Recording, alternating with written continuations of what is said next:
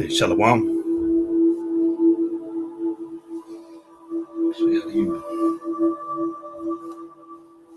select? Let me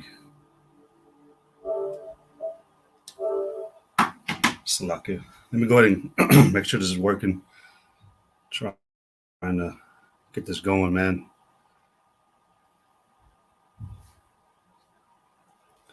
All right, Shalom, Shalom. All right. First and foremost, I want to give all glory, praise, and honor to Yahweh, Ba'ashem, Yahweh Shai, Ba'ashem, Mukakwadash.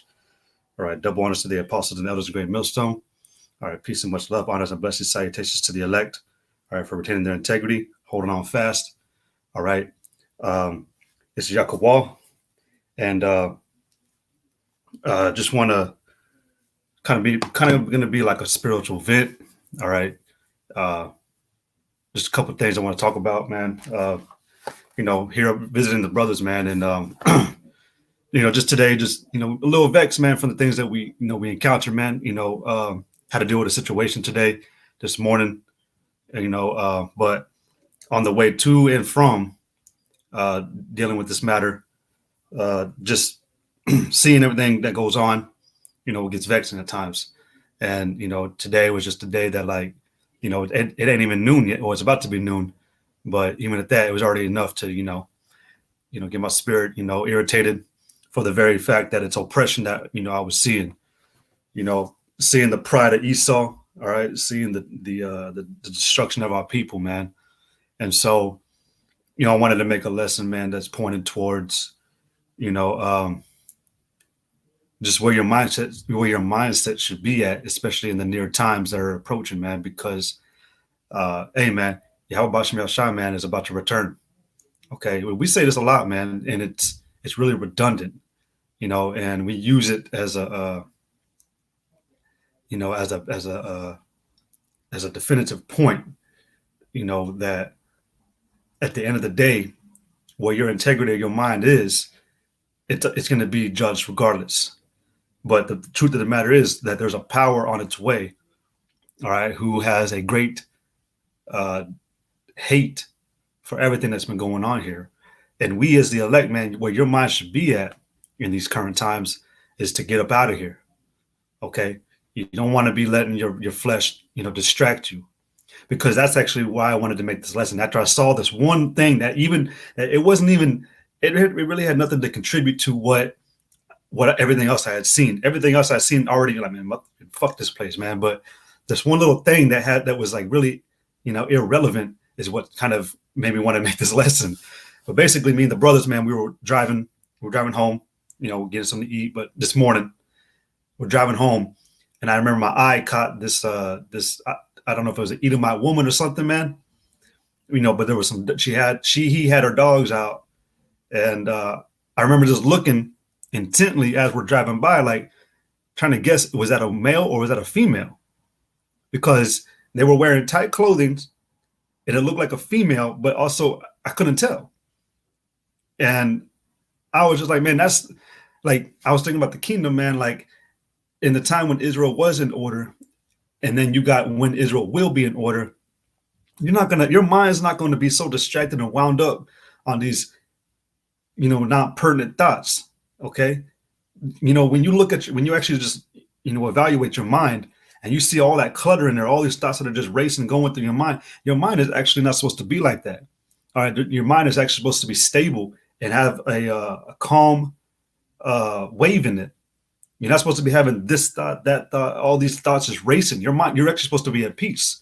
All right. Because the Lord is about establishing peace, a calm mind, a well composed, put together individual. And when you look at the elect, man, that's what we're all working for right now. We're working to be kings, and a nation of priests and kings, all right, of royalty. And when you're a king, you have to know how to be well composed. You can't just go off and just make hasty decisions. So everything in this time, I was talking to a brother earlier, Esau, all right, the so-called white man, hates, the one thing that he hates the most about Israel is a well-composed Israelite. And today, the reason why this system is the way it is because it's designed to make an Israelite man react hastily. That's called oppression. So you know, going back to the original statement, man, where your mind should be though, is to get up out of here the proper way, because Yahweh Bashem Yashai is going to judge your works. And just seeing that, man, like just thinking about all this oppression, man. At the end of it, your eyes should still be on to get out of this place to get to the kingdom, all right, where we know is going to dwell all righteousness, which is why I wanted to make this lesson. So I'm gonna go ahead and go to Second Esdras, the second chapter, all right, and the 33rd verse. It says, I, Esdras, received a charge of the Lord upon the Mount Oreb that I should go unto Israel. But when I came unto them, they set me at naught and despised the commandment of the Lord, which is what you got our people doing today. They despise everything that the Lord tells them to do, even through the mouths of the prophets. Even more, they despise, because they don't understand, man. They don't have the mindset, the mentality to understand these things that are going on around us, man. They don't understand that the Lord is showing extreme mercy to them by him not visiting them right away. All right, he's given Israel a chance to listen by sending a man out to speak to him, all right, which are the men of the Lord, the prophets. So that's extreme mercy, but they don't understand this. They immediately just, turn their necks away, turn their face away, But it says, and therefore I say unto you, O you heathen, that hear and understand, look for your shepherd.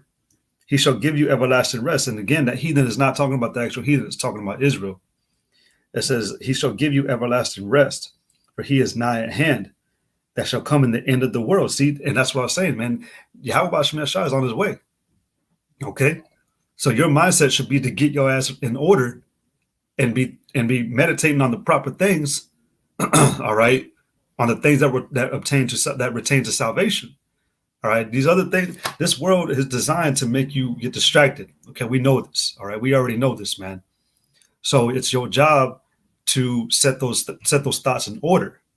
All right. The Lord is always saying, adorn yourselves with good works and thoughts, which to adorn means to embellish with honor. So that's ultimately royalty. All right. Ultimately royalty, which is what a king. And a king, again, he's embellished with honor because he was chosen worthy, because he could sustain himself in the right mentality. So again, it says, and therefore I say unto you, O you heathen that hear and understand, look for your shepherd, he shall give you everlasting rest. For he is nigh at hand that shall come in the end of the world. Be ready to the reward of the kingdom, for the everlasting light shall shine upon you forevermore. And the only way you're going to do that is if you've been occupying yourself with the right things. Actually, when you go to Sirach 39:1, it says, but he that giveth his mind to the law of the Most High, and is occupied in the meditation thereof, will seek out the wisdom of all the ancient and be occupied in prophecy. So your mind shouldn't be, because like I brought that example out about that woman or whatever it was today, because to show you, like, man, it's so petty at the things that the inconvenient thoughts that are thrown in your mind, man. So what you should be doing is just casting those things away, knowing it's going to happen, and just continue moving, but moving to the thoughts of salvation. Okay, because Yahweh Shai is right around the corner. Okay, it says, and therefore I say, Salakia, it says, verse 35, second Esdras, chapter 2. It says, be ready to the reward of the kingdom, for the everlasting light shall shine upon you forevermore. Now here's the point. It says, flee the shadow of this world, receive the joyfulness of your glory. I testify my Savior open. See, it says, flee the shadow of this world. You should be wanting. You should already have seen enough oppression in your life to get your mind to want to get the hell up out of here, man. This thing occurred, man, and it wasn't even happening to me, but the entire time it felt like it was happening to me. It was happening to another individual who I care about, which is, just happens to be a brother, but it had nothing to do with me. But I felt like it was me, man. Like that's heavy, man. That's oppression in this place. Okay. Just by seeing what this brother was going through was making me hate this place even more, because you don't want to see the ones you love in that condition, man. See, what we're trying to do is we're trying to get to a place that's never going to happen again. You're going to be able to go outside. You ain't going to have to worry about some wicked vessel rolling up on you talking about like you got to go back inside because da da da da da, or you can't be out here doing that and this and that. You know, Esau is a fucking devil, man. And again, that's why I said that the system is created to make to make an Israelite man react. You know, everything you do, man, because that way they can say in the end, see, they are those type of people. They are, hotheads and this and that, man. That's why I said earlier, man. Esau hates a calculated man, a calculated Israelite man. He hates that shit. All right. So, going back to second address 4 or 2:36, flee the shadow of this world. Okay, again, and just reiterating my statement, man. You should be in the mindset to want to get out of this place. All right, because nothing good, there is no help to you, man, when it comes to this world. All right, there's no what you want when these Christian believers, there's no love, true love, there's no mercy. All right. What is that one? I think it's it's Hosea 4:1. Scripture tell you that, man. This is Hosea 4:1. It says, "Hear the word of the Lord, you children of Israel.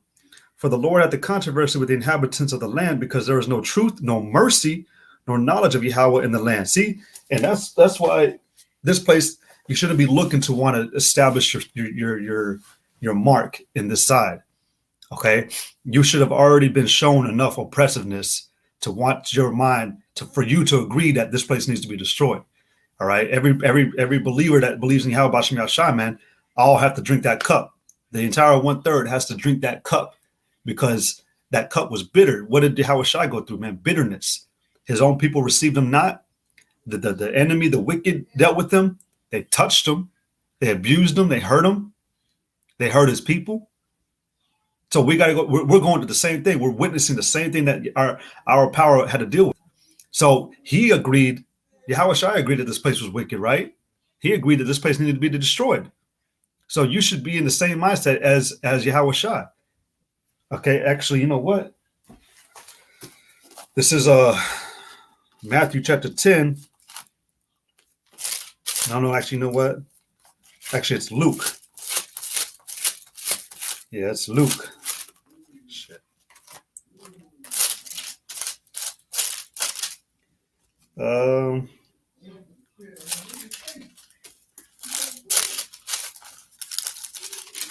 Salakia. I know it says something like, I have come to send fire on earth. Let's see. Right here. This is Luke chapter 12, verse 49. It says, I am come to send fire on the earth. And what will I if it be already kindled? See, Yahweh Shai, man, wanted this place to be destroyed back when he came. All right. That's telling you, man, that the next 20 or 2020 years that have been going on, how much more even now that the Lord wants to destroy this place, man. There's a scripture, and I can't really word it. There's a scripture that talks about, oh, man. Oh, it's like basically anger executed upon a wicked soul is beautiful. I can't remember. It's in the Apocrypha, man. But there's a scripture that talks about that, man, that like it just basically explains that the joy that a man who rejoices in righteousness, when he see a wicked man doing what he's doing wickedly, for him to commit that judgment on him is a beautiful thing. It brings peace to his soul. Yahweh Shai, man, wanted to destroy this, but he still wants to destroy this place, man. It said, I am come to send fire on earth. When what will I if it already be kindled? He wanted this place to be destroyed, man. So you should be in the mindset again to wanting this place destroyed, to wanting to get up out of America, man, because guess what? We're still in that captivity, man. All right. We're just in the modern day Egypt. Going back to the word Egypt, it meant bondage. All right. Well, America actually means bitter. And we know that America takes after the traditions and customs of other empires and civilizations that would rule. And one thing, what does bondage mean? Slavery, servitude. Well, are we not servants to Esau in this place? So again, man, Yahweh Shai, man, said the same thing, man. All right. He said that this place needs to be destroyed. So you should want it to be destroyed. Because again, you're not going to get anything from this world, man, except distress and anguish and ultimately destruction. And I'm not saying that Yahweh Shai is going to destroy you for taking part. That those are the works that it puts out. Makes a man miserable. Okay. What was I going to get? Micah 2:10. It says, Micah 2:10, it says, arise ye and depart, for this is not your rest, because it is polluted, it shall destroy you even with the sword of destruction. So you don't want to be trying to establish yourself here. Yeah, you got to do what you got to do, man. You know, and if you're in a situation to help better yourself, that cool, you know. But at the end of the day, man, your priority should be knowing that this place is going to ultimately be destroyed and to get out of it. All right. Because you're not gonna take, you know, your little business with you into the kingdom. Okay. That, and really what the aspirations you have for the things that you have right now, that's low glory, man. That's low. You're thinking small. All right. The Lord is gonna give you 100-fold in the kingdom. He's gonna times that by forever, because the scriptures tell you in Malachi, man, that the blessings, you're not going to be able to contain the blessings, man, because the Lord is just going to continually pour.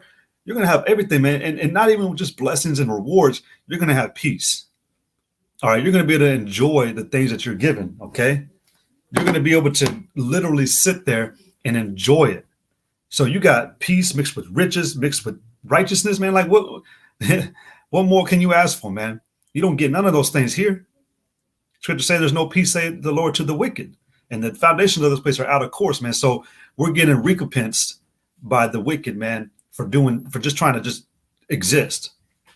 You know, so again, man, it says, arise ye and depart, for this is not your rest, because it is polluted, it shall destroy you, even with a sword destruction. And that's a sword destruction, man.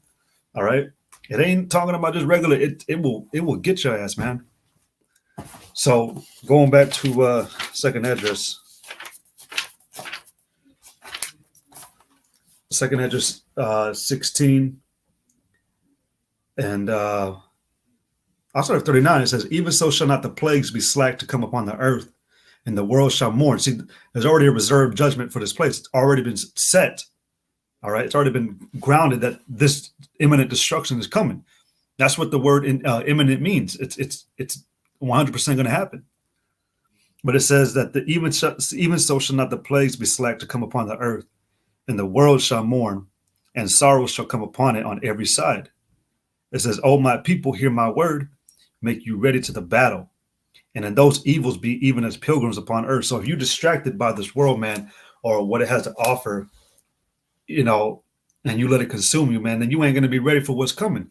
You ain't going to be, your spirit ain't going to be, your mentality ain't going to be ready for everything that's going to happen. See, what's also happening, man, is we're about to approach very tedious times. All right. Harsh times. All right. The Lord said he's bringing evil to this place. All right. And evil is basically a bad time. All right. A bad age, if I'm not mistaken. So, yeah, man. But it says, oh, my people, hear my word, make you ready to the battle. And then those evils be even as pilgrims upon the earth. See?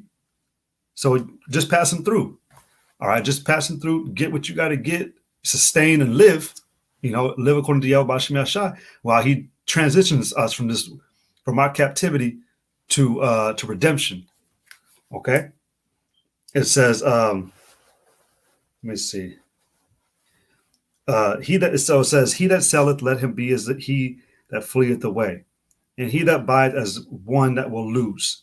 He that occupieth merchandise as he that have no profit by it, and he that buildeth as he that shall not dwell therein. He that soweth as if he should not reap, so also he that planteth the vineyard as he shall not gather the grapes. They that marry as they that shall get no children, and they that marry not as the widowers. And therefore they that labor in vain. Because again, ultimately at the end of this thing, man, we're trying to get to the next place, all right, which is the kingdom. All right.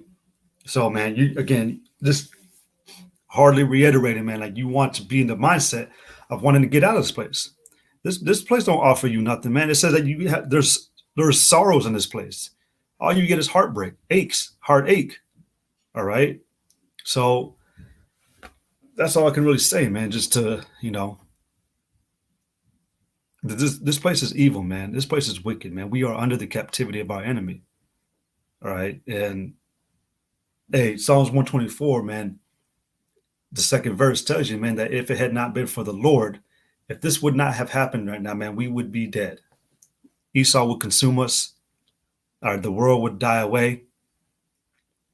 And so that just shows you, man, like the amount that Esau has put out, man, is it's crazy. There was a video earlier on what is it, the account. I can't remember the account. It's like GMS. Let me see if I can find it. Like GMS. Well, the title of the brother's lesson was E's obsession with Jake. It's sickening. Yeah, it's Rawai La Yasha'ala Yahweh Shai is coming back 144K. That's a long name.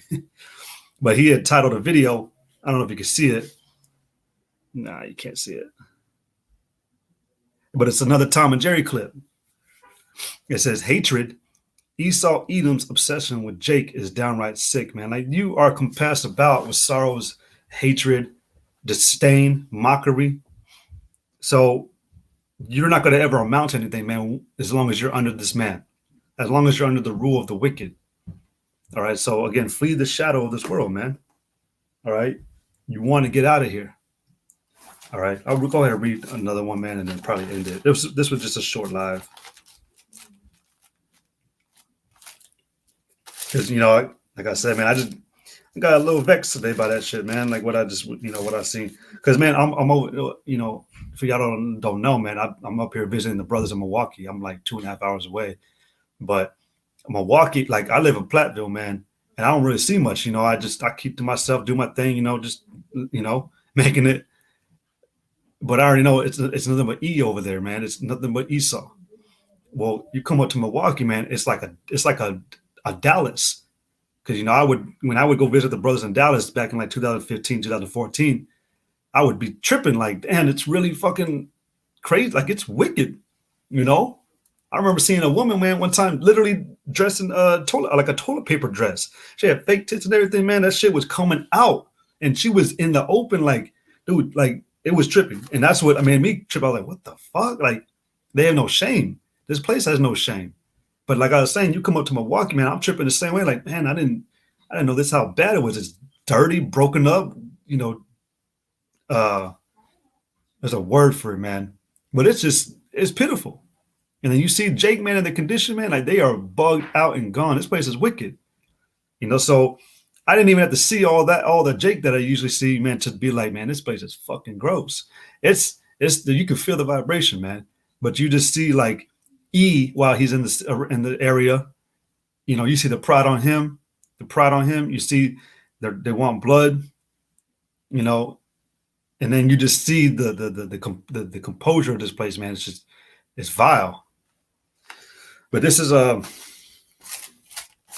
it's like a James 4:4. It says, "Ye adulterers and adulteresses, know you not that the friendship of the world is enmity with the Most High. Whosoever therefore will be a friend of the world is the enemy of the Most High." See, man. So the Lord has a problem with this place. All right. The Lord has a problem with this place because of what goes on in it. And actually, one more in Jeremiah 23, I think.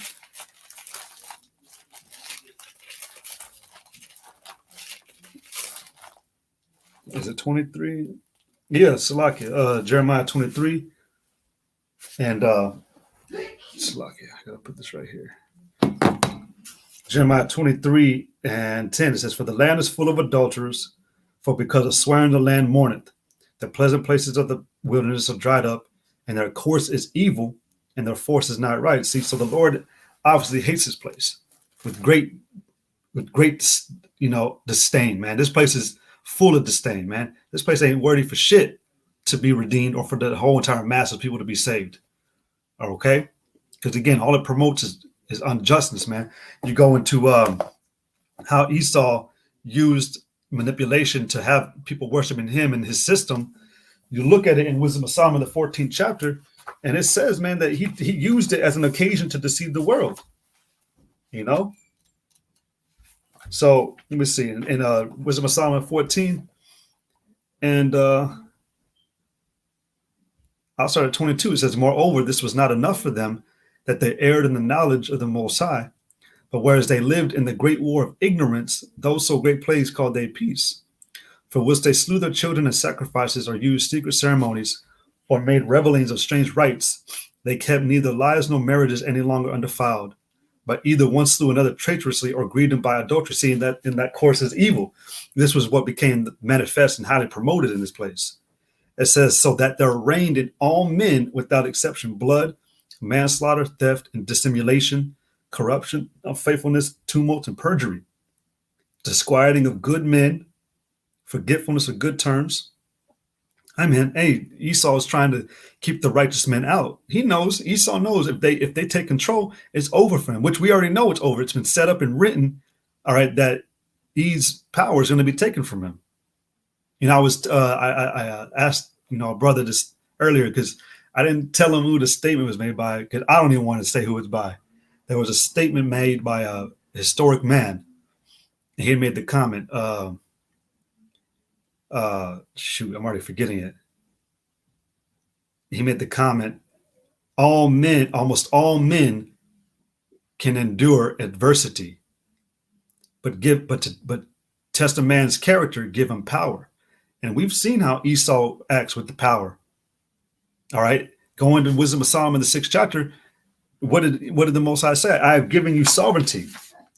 All right. Wisdom of Solomon 6:1 says, hear therefore, O you kings, and understand, learn, ye that be judges of the ends of the earth. Is not Esau a judge right now? He's the one who judges. The earth is given into the hand of the wicked. It says, give ear, ye that rule the people. Does he not rule this world?